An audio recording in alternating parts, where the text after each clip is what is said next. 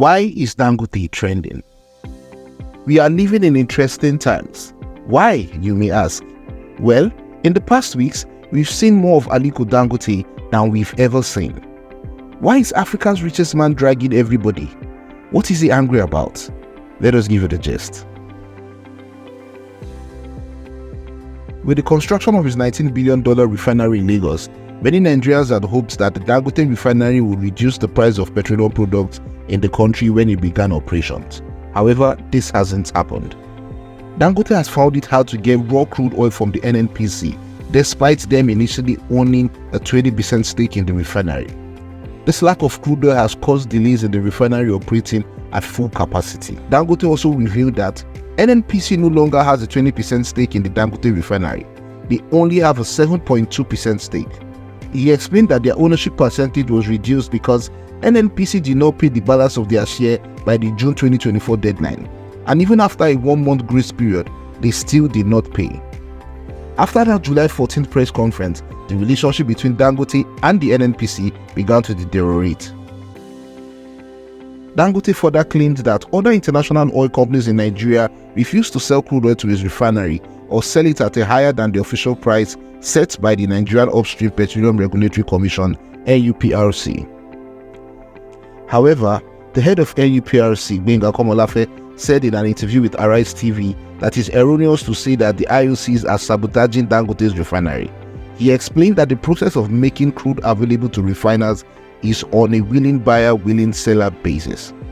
Ahmed Farouk, head of the Nigerian Midstream and Downstream Petroleum Regulatory Authority (NMDPRA), also alleged that the diesel produced by the Dangote refinery is low and inferior to the diesel imported into the country.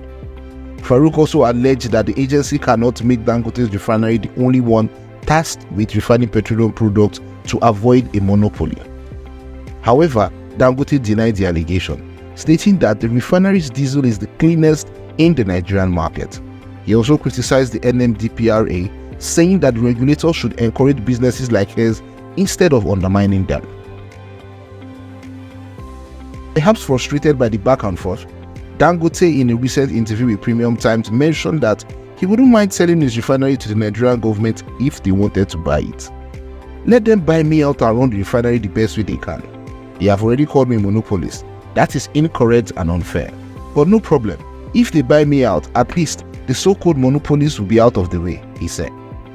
He also added that his company will not venture into steel production as planned, which is linked to the drama he is currently facing with the government officials.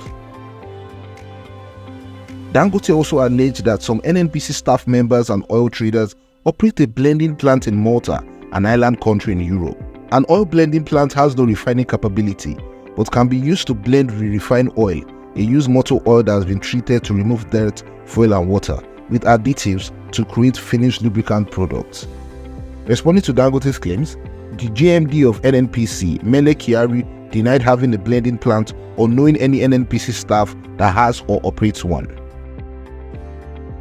Following the ongoing dispute between Dangote Refinery and the NMDPRA, the House of Representatives has launched an investigation to get to the root of the matter. Ikenga Ogochinyere, chairman of the House Committee on Petroleum Resources Downstream, told BBC Pidgin. He was not specific about when they will conclude the investigation. Also, the Minister of State for Petroleum Resources, Oil, Heniken Lukobiri, has waded into the matter. He invited both Dangote and NNPC's GMD, Mele Kyari, and other officials to a meeting to discuss the issues and find a solution.